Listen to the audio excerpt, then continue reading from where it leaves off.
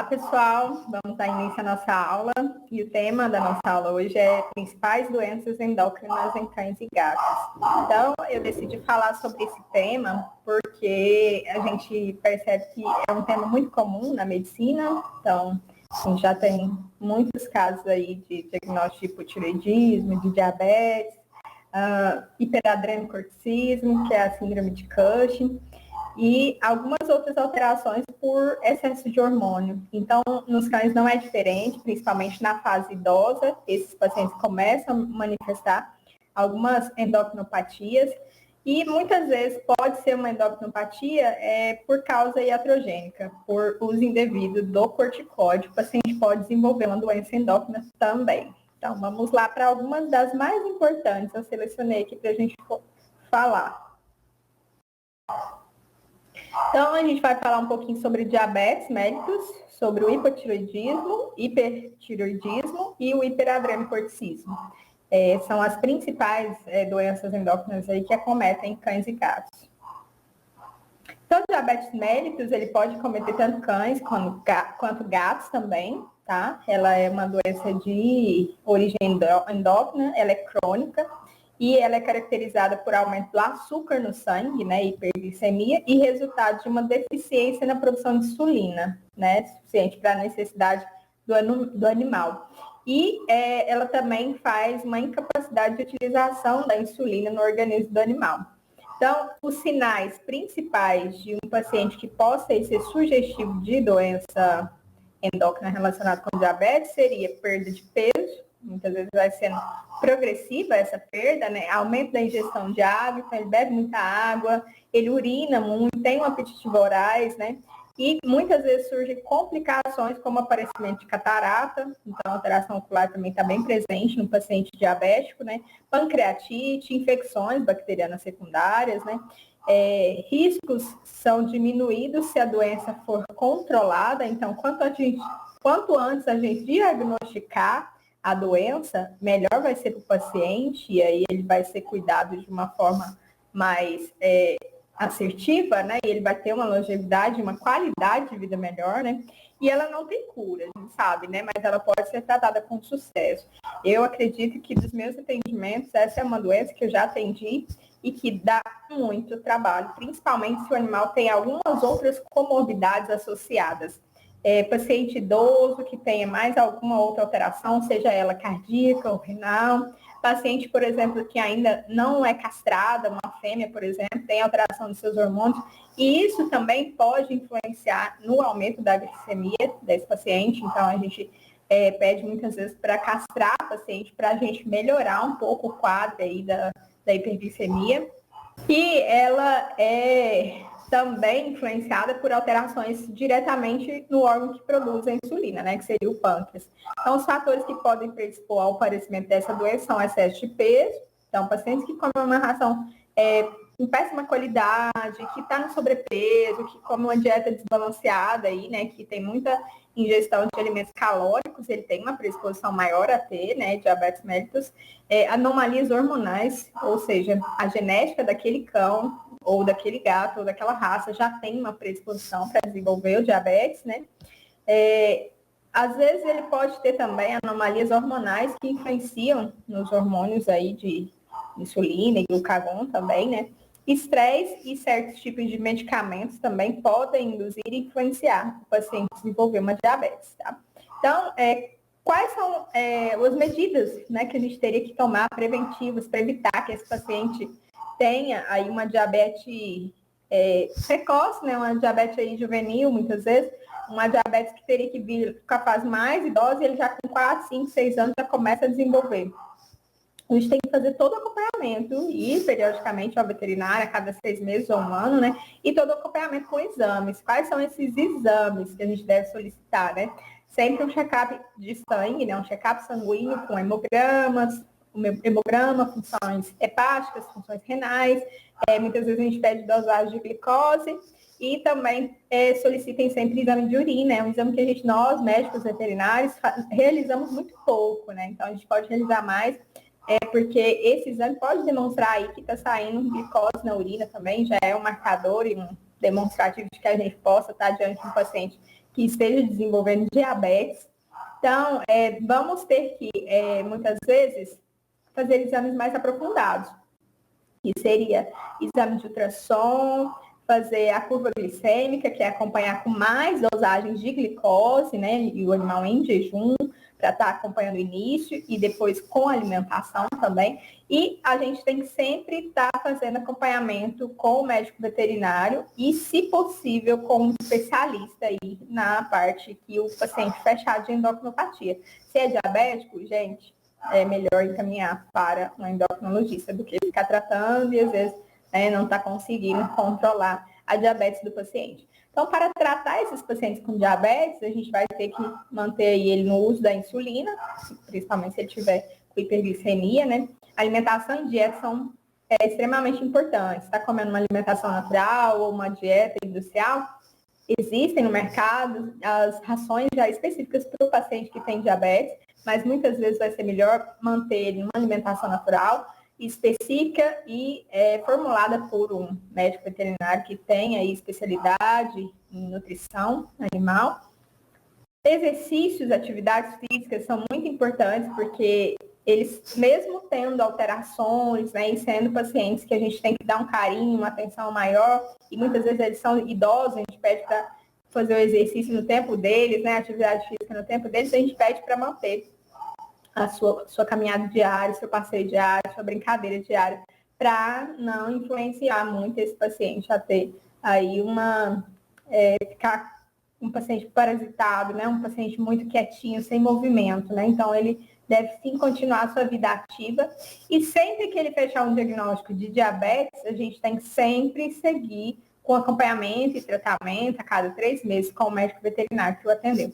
Aqui nessa imagem, só para demonstrar para vocês que a gente fala que é aquele olho de neve, né? Então, aqui a gente já tem uma catarata estabelecida no paciente, que provavelmente ele tem aí, às vezes, uma diabetes também, né? Então, nem sempre o paciente que tem catarata, ele vai ter diabetes, mas eu sempre tenho que testar e investigar se esse paciente que tem catarata não tem diabetes também estabelecida no organismo dele. Outros sinais que não foi comentado aqui, que pode acontecer na parte de diabetes, é aquele paciente que às vezes tem feridas no corpo que não cicatrizam.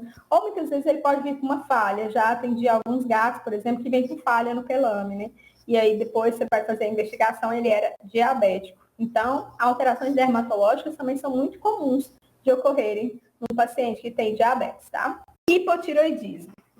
Essa alteração, ela é um pouco mais frequente que o diabetes. Eu atendo mais pacientes que têm hipotireoidismo. Por que eu atendo, sendo que eu estou na especialidade de dermatologia veterinária? Porque essa é uma doença que tem, na grande maioria dos casos, alterações dermatológicas, tá? O hipotireoidismo, ele é uma doença endócrina, né? Então, ele é uma doença que causa aí uma disfunção da glândula tireoide, né? Que fica nessa região do pescoço do animal, sendo responsável pela produção dos seus hormônios, né? Que são necessários para o desenvolvimento saudável do organismo. Às vezes o paciente já veio geneticamente com alterações e já ia desenvolver o hipotireoidismo. Às vezes ele foi induzido por algum tipo de alimento que tenha muito iodo na composição. Às vezes tem fatores, né, físicos ali que podem influenciar, mas a grande maioria vai ser observada a partir de 5, 6, 7 anos de idade, tá? Então, ela se dá quando a glândula da tireoide deixa de produzir a quantidade certa de hormônios. Então, vai desencadeando, assim, né, vários efeitos no organismo do animal. Então, os hormônios de TSH, T3, T4 livre, né, são os hormônios aí que vão ser responsáveis pela regulação dessa parte aí da função, né, da tireoide, e ela pode apresentar de 3 formas diferentes. Pode ser um hipotireoidismo primário, pode ser secundário ou terciário.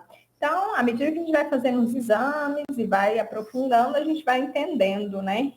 E, com certeza, o recomendado seria, após o fechado do diagnóstico, encaminhar para o endocrinologista, porque ele é o médico veterinário responsável e apto, né, para tratar e cuidar desses pacientes.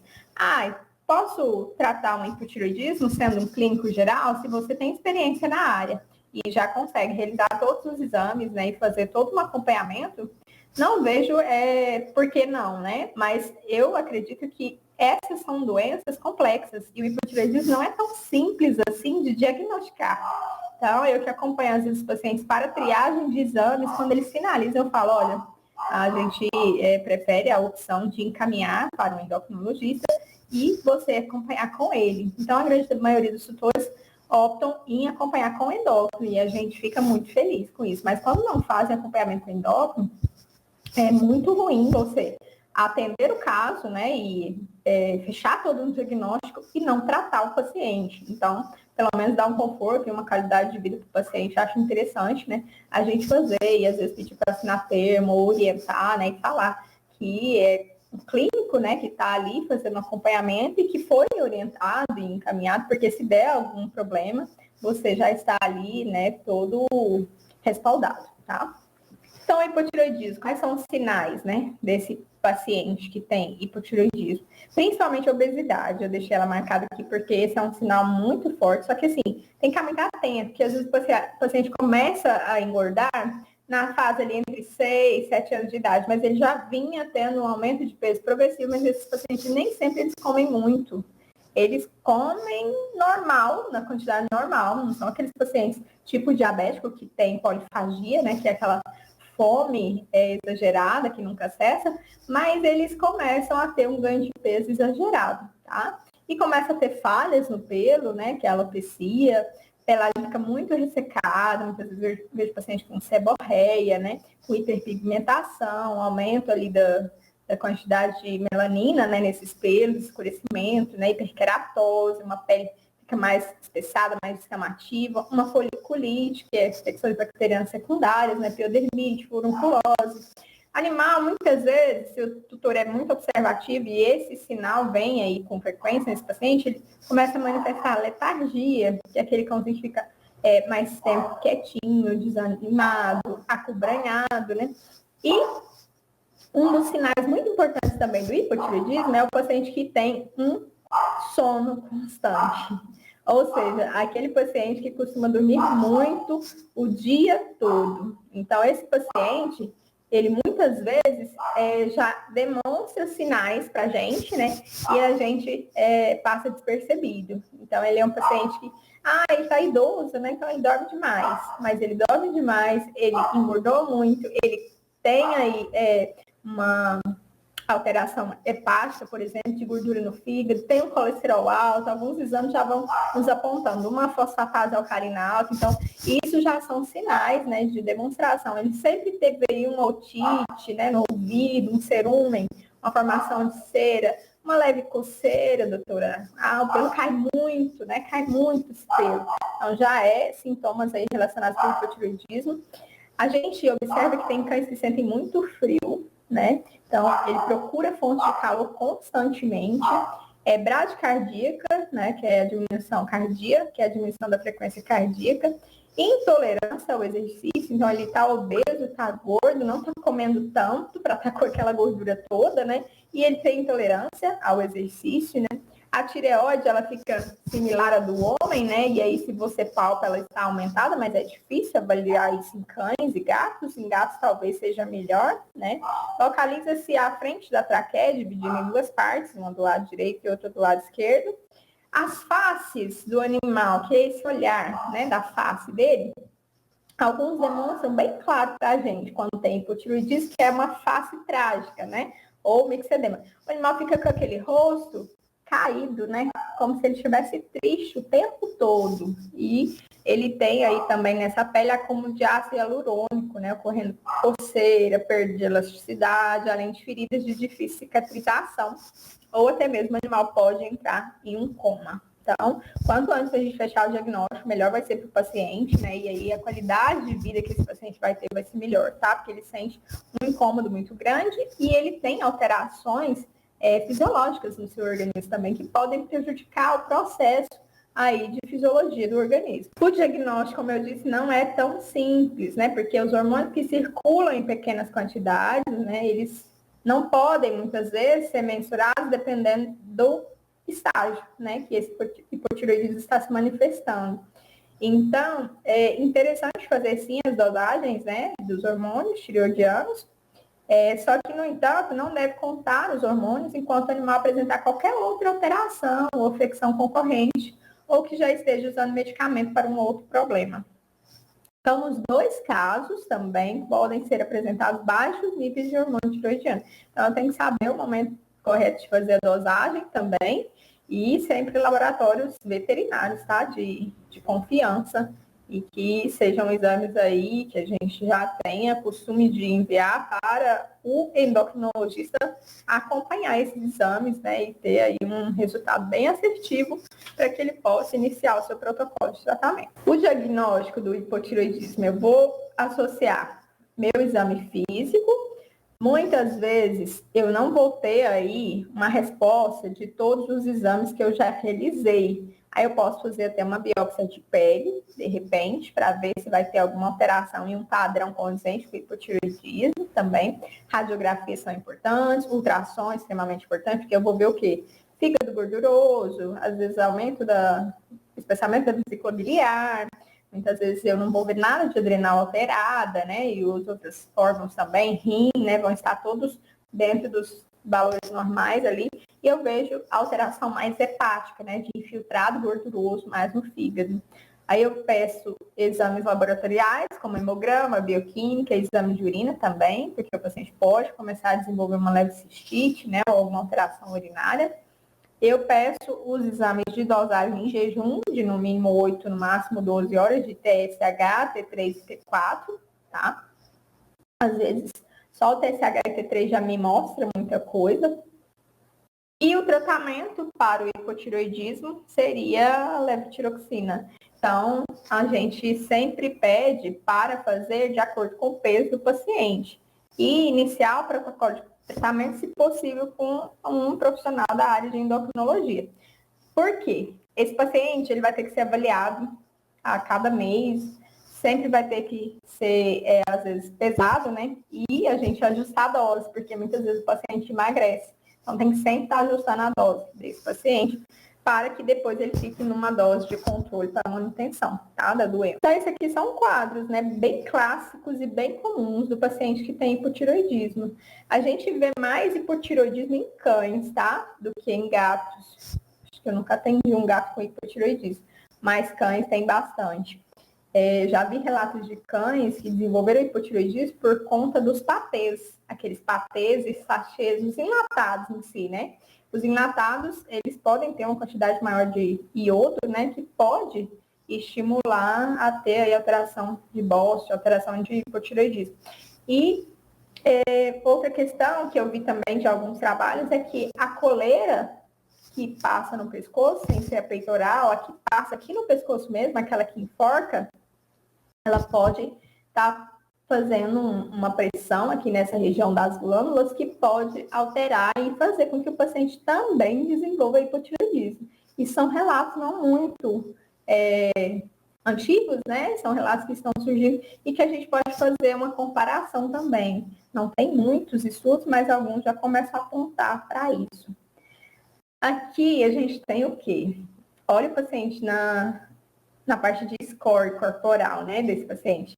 Então, ele tem uma perca aqui de arquitetura da musculatura na parte dos membros, mas olha o quanto de camada de gordura esse paciente tem, ó, ele perdeu praticamente a cinturinha, então não tem mais cintura, né, o paciente. Então, isso é um paciente obeso, tá? Isso é um paciente que tem aí uma alteração de obesidade, mas essa obesidade é por conta de quê? Quais as causas, né, da obesidade desse paciente?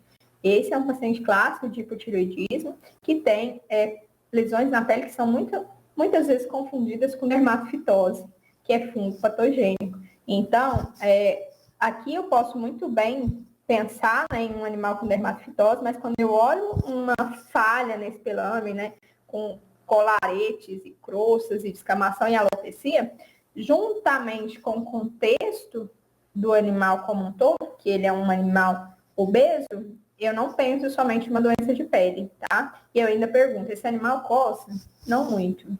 Ou está coçando, mas assim, uma coceira que não é igual a um cão alérgico, que morre de coçar, morde as patas e come as patas. É uma coceira menos grave, né? A coceira do paciente endócrino, ela é bem tranquila. Muitas vezes ele tá com a pele toda feia e ele nem se coça. porque dependendo da alteração hormonal, da alteração endócrina que ele tem, ele nem tem estímulos para a coceira, nem tem receptores que estimulam essa coceira para ser uma coceira tão exacerbada. Então, aqui a gente faz a avaliação de citologia da pele, para descartar que tenha algum fungo patogênico, né? E a gente pode, às vezes, fazer até cultura fúngica. E aqui a gente pode também investigar nessa pele presença de bactérias do tipo Coccus, presença de leveduras ou de artroconites, né? Através da citologia, a gente já pode ter um caminho.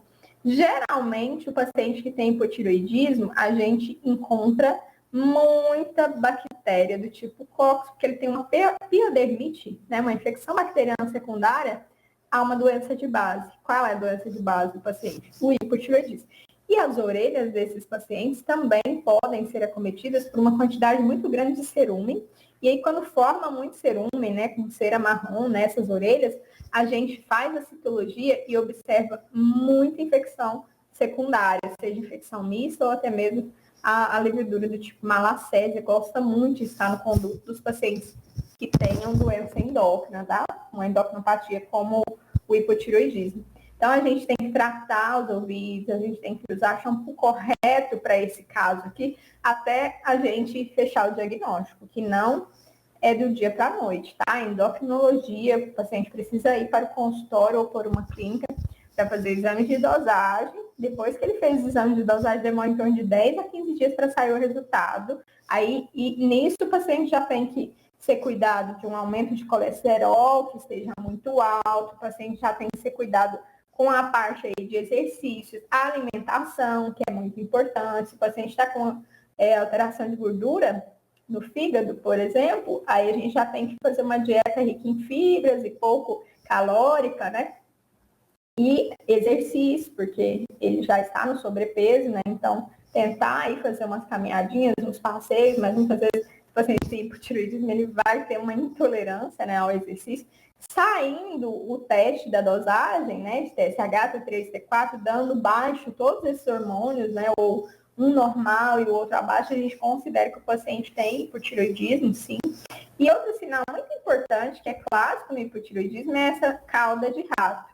O animal tem muita alopecia na região da cauda. Então, às vezes, vocês possam ter visto, né, um paciente já assim, né, com pelamen assim, meio opaco, meio diferente, meio quebradiço, meio seborreico, meio alopécico, né, meio com falha, mas também a gente pode ver que esse é um sinal muito clássico, muito comum em doenças endócrinas, principalmente o hipotireoidismo, tá? Se o animal está obeso, né, está começando a aumentar o peso, já tem doenças dermatológicas, está com essa cauda, ele já está gritando e dizendo, oi, me leva para o endócrino, que eu preciso investigar qual doença me acomete, tá? Se o cão falasse, seria tudo mais fácil, né? Então, o hipotireoidismo, a gente vai... Vou voltar porque eu já passei para outra. A gente vai tratar o paciente por toda a vida, tá? Então, o tratamento é por toda a vida e ele deve fazer visitas periódicas ao médico veterinário, a cada 6 meses ou 1 ano, depois que tudo está controlado. Então, no início, ele faz visitas mensais ou a cada 3 meses para acompanhar tudo. O hipertiroidismo, esse é menos comum em cães e muito mais comum em gatos, tá? Essa é uma endocrinopatia que ela é resultante da produção e secreção excessiva de hormônios da tireoide, tá? Então, ele é o contrário do hipo. O hipotireoidismo é diminuição dos hormônios da tireoide. O hipertireoidismo é o aumento dos hormônios da tireoide, que seria tiroxina e triodotironina, né? Pela tireoide. Ele é muito comum em gatos de meia idade, a idosos, né? Sem predileção por raça ou sexo. Pode também ocorrer devido à hiperplasia adenomatosa multinodular ou adenoma na tireoide, né? O qual sintetizam e secretam os hormônios da tireoide, que seria T3 e T4. Sinais do hipertiroidismo. Então, como era muito comum em gatos, aí a gente colocou aqui uma demonstração da localização na glândula, das glândulas da tireoide, aqui, entre a cartilagem da traqueia, tá? Elas estão laterais da traqueia. É a localização. Em gatos, às vezes dá para conseguir fazer a palpação e ver que ela está aumentada quando você tem uma suspeita. Porque muitas vezes o gato vem magro, né? Então, diferente do hipotiroidismo no cão, que deixa ele um pouquinho mais com sobrepeso, né? Engordando, no gato a gente já vê diferente. Vamos lá.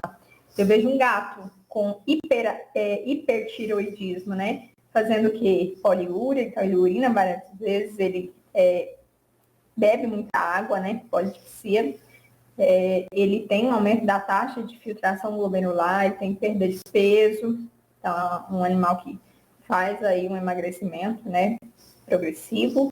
Ele tem polifagia, então come muito, urina muito, bebe muita água, tem fraqueza e perda da massa muscular. O animal pode ficar com hipertermia, que aumenta a sua temperatura, né, desidratado, com diarreia, vômito, taquicárdico, né, tem hiperatividade e agressividade muitas vezes, taquipneia, então ele tem uma respiração dificultosa, né? Dispneia e espirros.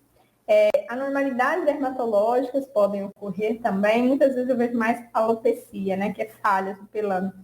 Esse animal, se a gente afere a pressão, ele tem uma hipertensão arterial e muitas vezes um envelhecimento precoce. Esses são os sinais mais comuns de um paciente que tenha hipertireoidismo. Então, aqui está uma imagem, ela ficou um pouquinho embaçada, mas esses casos são mais raros, tá?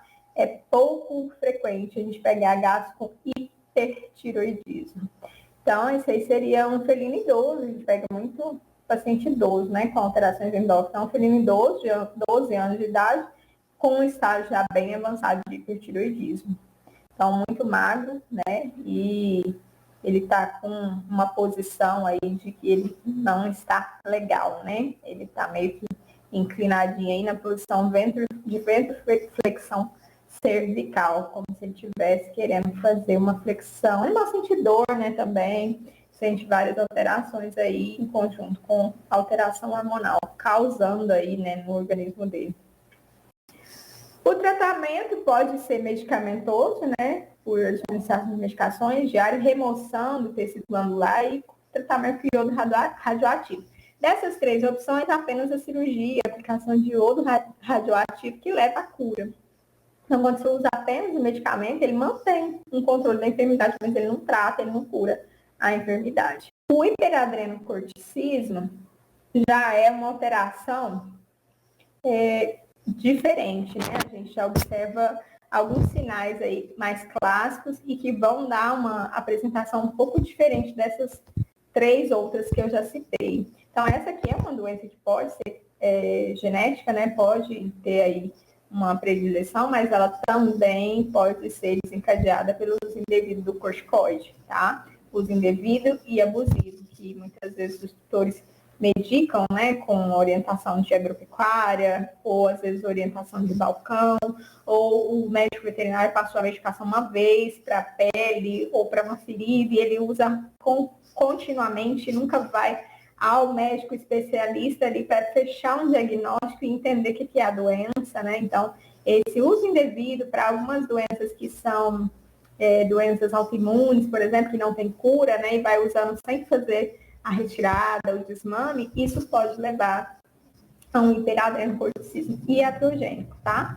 Ela é uma endocrinopatia comum em cães e rara em gatos. Ela também é conhecida como a síndrome de Cushing, acredito que na medicina vocês já trabalham com esse termo, né? Caracterizada pelo aumento de cortisol no sangue, ele é classificado como iatrogênico, hipófise dependente ou adrenal dependente. Então, posso ter um hiperadrenocorticismo porque o animal ele teve alteração na hipófise, tá?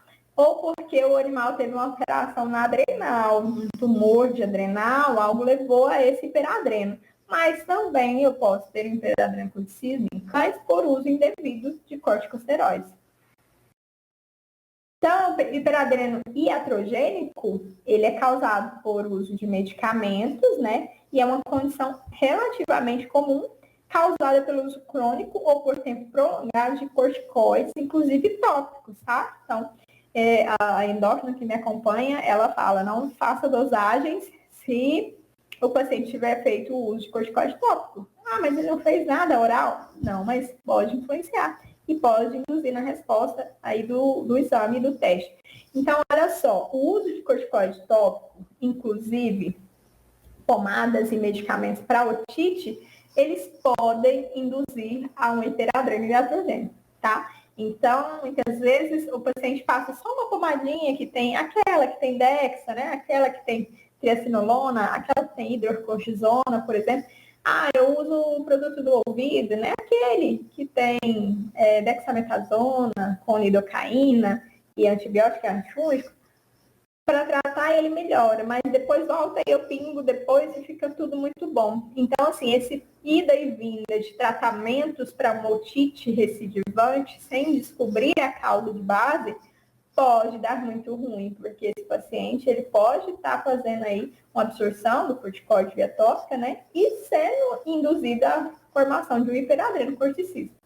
Então, as manifestações são bem semelhantes, né, ao hiperadrenocorticismo primário. Então, nas manifestações clínicas, o animal vai ter o quê?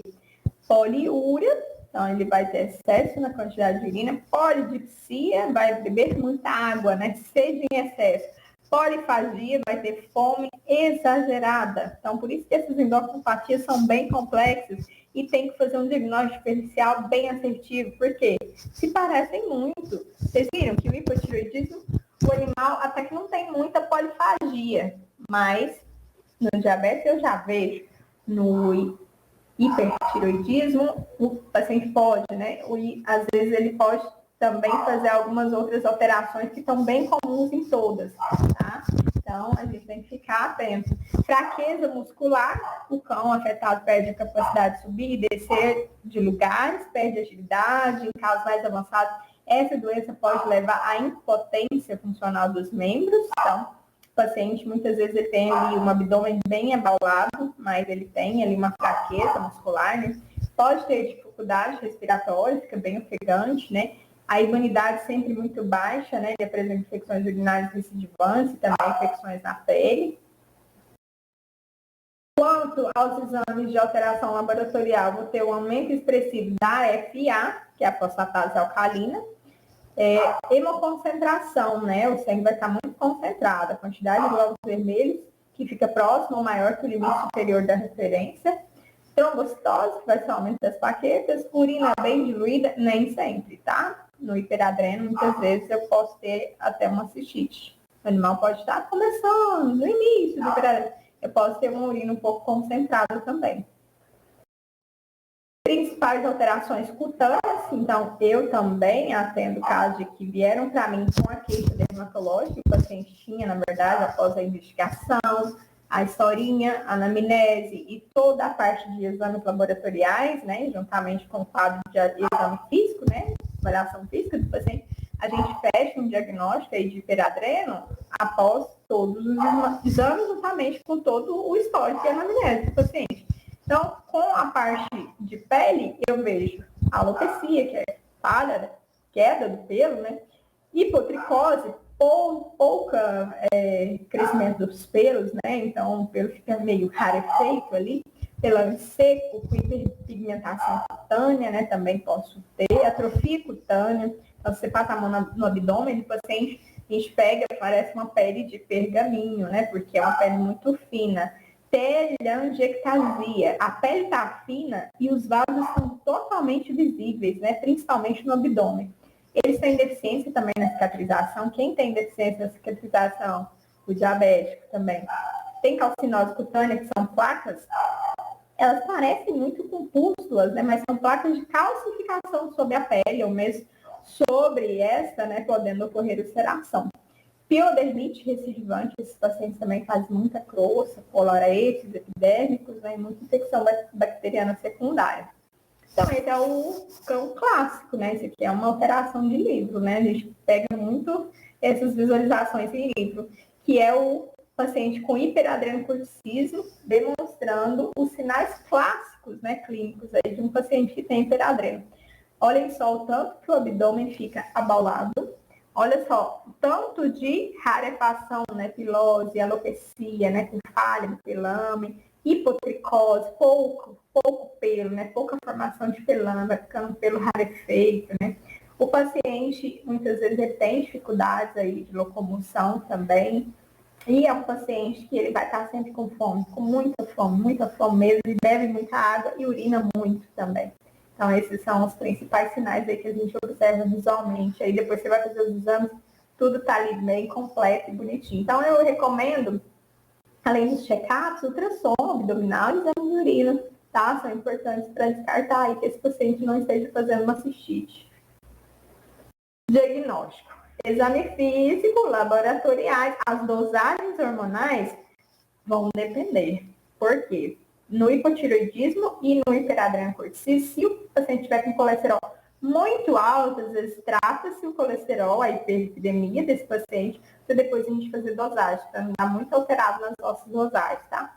Então, no hipotireoidismo eu vejo mais o colesterol muito alto, né, e triglicéridos também. Agora, se o exame está até dentro, né, ou está levemente alterado, eu já parto dos exames de dosagem hormonal também, depois que eu vejo todos os exames. Peço ultrassom abdominal e urina, né, e aí após a ultrassom e urina, não deu nada tão grave, já vamos para as dosagens hormonais. Esse é um teste mais difícil, porque as dosagens dependem. Você faz o teste de supressão com DEXA, com 2 ou 3 coletas, né? E o paciente sempre tem que estar em jejum ali para você fazer essas coletas.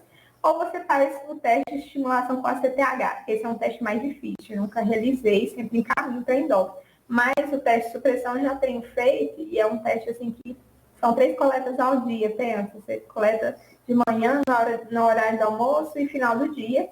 E aí envia para o laboratório, né? O soro já congelado, muitas vezes, que a gente está no interior. Então, aí para Goiânia fica mais fácil, né? Enviar para Goiânia. Então, é uma dosagem que a gente fala que o tutor, muitas vezes, ele precisa deixar o paciente na clínica, né? Porque senão ele vai ficar indo e voltando 3 vezes ao dia. O tratamento é com trilostano, então, às vezes, tem que medicar com alguns outros suplementos, algumas outras medicações, mas o tratamento específico para o aumento, né, desse cortisol no organismo animal, quando faz a dosagem, aí vê que o cortisol persiste aumentado, mesmo com a supressão de DEXA, aí a gente faz o tratamento com trilostano, que vai fazer um controle aí, um equilíbrio desse cortisol que está aumentado no organismo. Essas alterações de endocrinopatias, elas se parecem muito umas com as outras. A gente sempre tem que ter outros diagnósticos diferenciais. As que eu citei aqui para vocês, que foram diabetes mellitus, hipotireoidismo, hipertireoidismo e hiperadrenal-corticismo, elas são muito comuns, só que algumas mais raras porque acometem mais gatos, né? Que é o hipertireoidismo. Só que, o que acontece? A gente pode ter alterações de cunho endócrino ou hormonal, que também tem mais ou menos algumas características parecidas na parte dermatológica. Então, a gente tem que ficar muito atento, porque muitas vezes o animal não tinha nada disso, ele tinha uma alopecia no pelame, aqui uma falha do pelo, né, por conta de hormônios sexuais, sejam eles macho ou fêmea, né? Essa alopecia, ela era não inflamatória, o animal não se coçava, mas ele falhou o pelo e começou a cair tudo, do nada, principalmente nessa região do flanco aqui, ó, pode ser bilateral, muitas vezes o paciente já vem bem bonitinho, com toda a falha bilateral, e a gente vai fazer aí uma investigação, às vezes, de dosagem de hormônios, eles dão alterados, mas a grande maioria não testa hormônios, não dosa hormônios. O que eles fazem? Já vamos castrar esse paciente para eliminar esse problema. Fez castração, 2, 3 meses, repilou tudo, esse paciente não tinha uma alteração endócrina por conta de algum hormônio ali relacionado com cortisol ou com a tireoide, né? Ele não tinha nada de diabetes também. Ele tinha, era uma alteração por excesso de hormônio sexual, né? Uma progesterona, uma testosterona, um esteroide, algum hormônio ali, masculino ou feminino, estava alterado no organismo do cão. Só que aí temos outra questão. Essa raça aqui, que é o Spitz alemão, Anã ou Spitz alemão, normal, tamanho normal, eles fazem muito essa alteração aqui, ó, que chama alopecia X. E aí, como que a gente faz diagnóstico de alopecia X, principalmente nessas raças que são predispostas? A gente exclui todas as endocrinopatias, né, que possam estar tendo aí um cunho alopécico também no animal. Então, a gente muitas vezes investiga se o paciente não tem alteração nos exames, nem ultrassom, nem urina, tá tudo bem, tá tudo normal. Muitas vezes a gente pode pensar em descartar um hipotireoidismo, né? Se o paciente tem alguma clínica aí para o hipotireoidismo, mas o que vai fechar o diagnóstico castrou, não resolveu, não tem alteração de hormônio sexual. investigou parte endócrina de hipo ou hiper, alguma alteração, não tem também, partiremos para a biópsia de pele. E na biópsia de pele, a gente vê a confirmação de que o paciente tem um quadro sugestivo aí de alopecia X. Aí o tratamento é diferente, tá? É um tratamento específico para essa repilação. São vários tratamentos em conjunto. Eles utilizam, muitas vezes, melatonina, né? Com alguns suplementos, hidratantes para a pele e até mesmo um microagulhamento para fazer com que esse pelo cresça, né? Que ele repile novamente. E para finalizar, uma alteração que eu não comentei muito, mas que também pode ser investigada como uma alteração endócrina, que a gente tem que colocar ela como um diagnóstico diferencial, é o hipoadrenocorticismo. Ele é pouco comum, tá? Muito raro, acomete mais cães. E aí a gente tem uma diminuição do cortisol, né, no organismo do paciente. Às vezes até a glândula adrenal ela é atrofiada, bem diminuída. Então, exames laboratoriais com exames de ultrassom vão nos ajudar e o paciente fechando, ele tem que ser tratado também para essa diminuição do cortisol. Mas ela não é tão frequente, eu não coloquei lá no início, tá? Mas só para dizer para vocês que existe, né, em animais e que pode ser aí um diagnóstico diferencial para a gente. Mas a diferença dela do hiperadreno é que ela não vai fazer essa apresentação de abdômen abaulado. Vamos voltar lá para o hiperadreno, só para a gente demonstrar. Então, o hiperadreno, ele vai fazer esse abdômen abaulado. O hipoadreno, o paciente vai ser magro, estilo paciente que tem hipertiroidismo, tá? Então, vai ter essa diferenciação aí também. Então, foram doenças, assim, muito complexas, né? Porque, muitas vezes, algumas outras alterações dermatológicas, né? E, às vezes, metabólicas, que o paciente pode estar gordo e ele tem só uma alteração de metabolismo, ou às vezes a alimentação dele que não está correta, né? Se você reduzir a quantidade de ração para o peso do animal em quantidades corretas, com passeios, exercícios, ele ia emagrecer. Então, às vezes ele tinha só um sobrepeso por excesso de boia, ou um sobrepeso por falta de atividade física, castrou e engordou. Engordou por quê? Por conta da castração?